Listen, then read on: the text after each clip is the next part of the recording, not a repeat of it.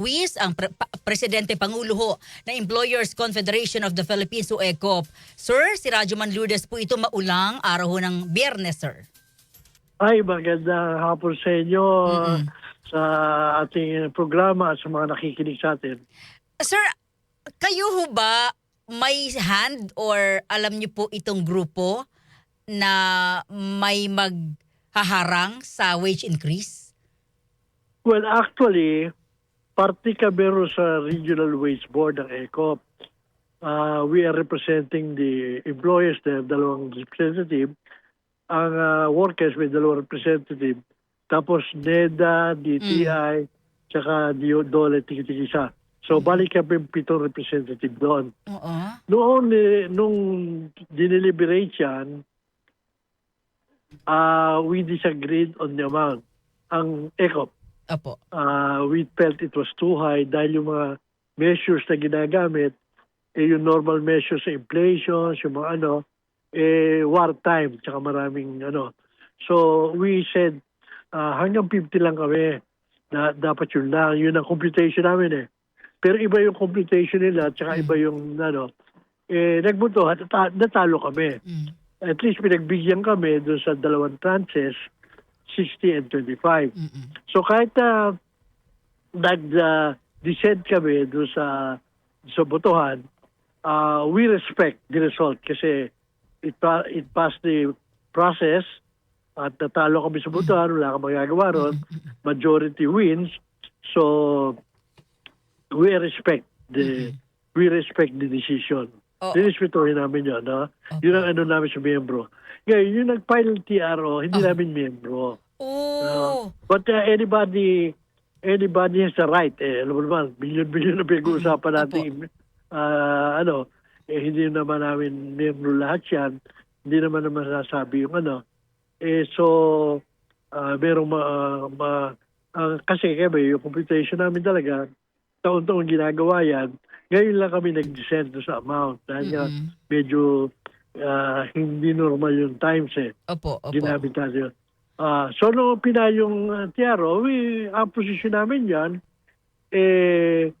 we'll just wait for the result. No?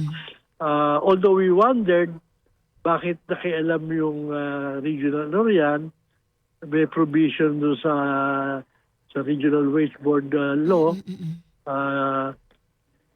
provision, Opo. something, na sinasabi na during the process of the deliberation, there cannot be any Balakid. TRO, or the court cannot intervene. Unfortunately, merong sila nakitang way to go around it. Sabi, hindi kami nakikialam kasi tapos na yung deliberation, yung process. Yung resulta ang kinu-question namin. Okay. Kung, sir, linawin ko lang, sabi niyo po, hindi niyo miyembro yung mga nag-file ng kaso sa korte. So, ibig sabihin, kasi baka sinasabi ng mga manggagawa, naku, pakawala yan ng ECOP para questionin yan. So, kayo pa... Kilala namin, meron kaming grupo kasi, yung Leaders Forum, alam namin, nag-uusap-usap kami, alam nila na nire-respeto namin yung proseso. Dahil lahat kami, ayon sa proseso ng Wage Board. Ayaw namin lumabas doon.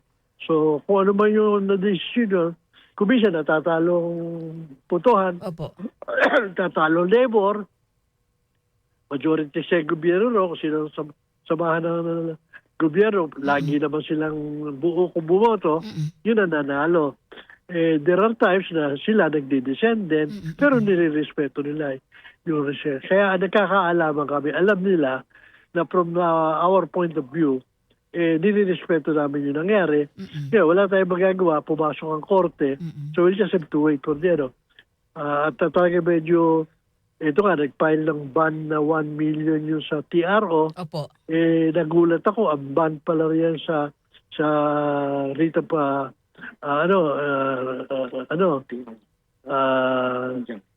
Injunction. 10 billion. Oo.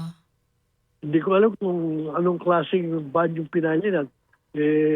Masyadong mahal yung But anyway, it will depend na sa court kasi yung TRO, 20 days lang yata yung ano nun. Tapos na po kahapon. Opo. Ito walang limit ito hanggang hindi ma-resolve yung case. Oo. Okay, of course, pwede naming sabihin na sa TRO at preliminary injunction, naging masaya po ang ECOP at yung mga negosyante. Well, masaya in a way na na delay. Kahit na dito baka lalo na yung maliliit, baka akala nila ganun yun. Kasi ako, feeling ko rito, pag na-resolve to, retroactive yan. Baka Yes. maipon yan. Gastahin ng mga kumpanya yung mga pera, pambayad dyan. Baka maghahanap sila ng pambabayad dyan pagka nagdito. My suggestion is itabi nyo yan at pag lumabas yung I'm very sure, almost sure ako na magiging retroactive yan. Mas malaki ho ang mawawala ho sa inyo pala. Hindi naman. Kasi Kasi retroactive. hindi na yung payment. Yung cash flow mo ma-apektor. So, kung yung pera, lalo na yung maliliit, kung na-hold yung babayad nilang 85 pesos na increase or 60 pesos na increase in the meanwhile, baka mamaya gastahin nila, pagka ginawa retroactive yan, maghahabol sila kung paano babayaran yan. So, parang sinasabi niyo, sir, na etong TRO at preliminary injunction na i-final ng mga hindi nyo member, may impact din po sa inyo kapag natapos na itong legal basis na ito kasi baka ma-retroactive nga. Malamang yan, magiging retroactive yan. Ang implication dyan, yung cash flow ng mga maliliit na hirap sa pera, na-solve in the meanwhile. Pero pagka yan ay ginasta nila, pag ginawa retroactive yan, hindi ko alam kung paano, how they will apply it. Baka maproblema sila. So my suggestion is, itabi nyo yung pera na yan. Although kung ayaw yung bayaran, huwag yung bayaran. Yung gusto magbayad, sabi namin, bayaran nyo. Pero huwag nyo itabi nyo yung pera na yan. Dahil pag dinesisyon lang retroactive yan, baka mahirapan sila. Oo, ito na po tayo. Halimbawa, matatapos din po ito, no? So, Yes. sinabing, okay, tuloy na tayo dito sa 60 plus 25. Ano po ang mangyayari sa mga negosyante, sir? May Well, pagbabawas ba ng tao? Well, ang argument nga namin niya sa mga malalaking increases or reverses, alam mo naman, ang gagawin ng mga kumpanya, pag hindi nila kaya yung sweldo, magtataas ang presyo. Pag hindi naman kaya bilihin na yung presyo nila, pagbabawas ng tao. Pagka hindi na rin pwede o kahit anong gawin, nagsasara yung marami, lalo na yung maliit. 90% ng ating employers in the formal sector are micro, remember that. Opo. 8% yung small. 98% yung micro small. May problema yung mga yan pag malaking bayad. Kaya kami dyan sa Regional Wage Board, ingat na ingat kami riyan. Kinakalibrate ang inflation, yung investment, kinakalibrate lahat yan. Taon-taon, ginagawa yan. Ingat na ingat yan. Kaya yan ang pinakamabuting way, although sometimes hindi imperfecto, pero rather than going to yung babalik sa Kongreso na sila naman nagawa niyan, babalik tayo sa dating problema, Opo. nagiging political, nagiging emotional.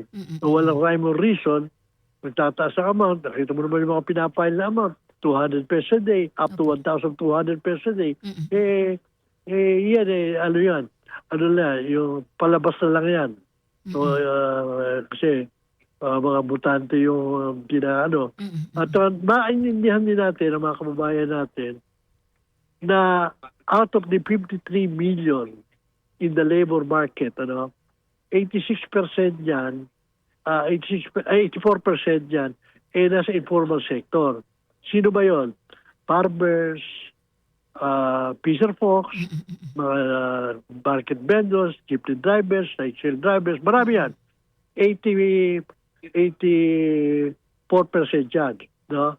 Walang employers ang karamihan diyan. So sino magtataas ang sweldo nila? Pag tinataas ang sweldo, gobyerno aasahan. Yung 16%, sabi ko nga sa'yo, 90% doon micro. 8% yung dito sa giyera ang nangyayari, sa inflation. Diyan pala ang dami na nagsasara. Dadagdagan mo ng laki sweldo. ano mangyayari? Mm-mm. E di lalo lang, kaya, pati nga Bangko Sentral, takot na takot, di ba? Mm-mm. At baka it might start another inflation na yung mga nakatanggap, kahit paano, meron silang pantakip. Paano yung mga hindi nakatanggap? Alam mo, out of the 53 billion, ala pa 4 billion yung minimum wage earner na apektado. Mm-mm. Pag sinama mo yung natutumbok, yung distortion, aabot ang mga 5 billion. 5 billion of the 53 million ang nakikinabang dyan. Kaya huwag nating sasabihin mabuti sa manggagawa. Mabuti sa minority ng manggagawa yan. Mm-mm. Kasi for instance, yung mga farmers, wala pa 300 pesos ang tinatanggap niyang kahit na regular yung nila. Kaya, ngayon, dahil sa weather, dahil sa Tama. ang daming ginawalan ng trabaho sa kaya bumabag na kayo employment dyan Oo. sa farm, no? Mm-mm. Paano, hindi naman kaya sustentuhan ng gobyerno yung mga yan. Opo. Sir, Oo. balikan ko lang yung sabi nyo kanina, yung kaya lamang ninyo, yung nagkakaroon pa lang kayo ng deliberation, no? 50 pesos. Yun yung computation namin eh. Hindi kami magkasundo sa computation eh. Oo. Pero at the end, nagbotohan, nanimbabaw sila, fine, majority rules. So, we respect that. Okay. Sabi niyo ho kanina rin, possible kung may negosyo, magtataas ng presyo, magbabawas ng tao or magsasara. May mga ganitong na ipapaabot na ho ba sa inyo yung mga miyembro ho ninyo? Kasi sabi ko nga po, after preliminary injunction, wala na, no? Talagang maipapatupad. And possible nga, sabi nyo rin, maging retroactive. So, ano po ang sentimiento na sa inyo ngayon ng inyong mga miyembro, sir? Alam mo, the irony of it, yung informal sector hindi namin miyembro. Yung micro hindi rin namin miyembro. Yung mga small, some of them are our members. But they are suppliers. May mga So, yung mga miyembro namin nandun sa upper small, yung medium tsaka large. Opo. Yung medium at large, mahaba ang PC ng konti yan. Kung pwedeng maano yan. Pero yung micro, na hindi namin mga miyembro, wala nagsasalita para sa kanila eh. Yan ang problema eh. Pati yung small, sila yung nasasagasaan lagi.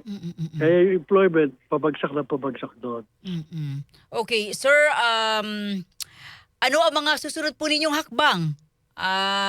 Naghihintay lang kami. Ang inaasikaso namin ngayon, yung mga regional wage board, pasabi nga namin sa kanya, nakita naman yung leksyon pagka medyo mataas masyado yung ginawa, huwag yung gagayahin yung nangyari sa Metro Manila, sa NCR. Dahil talagang because of that, meron mga employers talaga na pilitan lumabas. Alam nyo, yung nakita mo kung gaano pinagdaanan, 1 million yung ang ban sa cash ban niya tayo sa TRO. 10 billion hindi million, 10 billion yung ban para sa hindi ko alam kung paano binayaran yun. So, yun kung sakali magkaroon ng perwisyo sa gobyerno, kaya may ban, Pero may pamban, pero walang pangsahod. Sir. Hindi naman. Well, I mean, I think they're looking at the future. They're looking at the future. Sir, maraming salamat po sa oras. Mabuhay po kayo. Magandang hapon po. Thank you, sir. O bago magandang hapon din sa inyo sa ating mga nakikinig. DC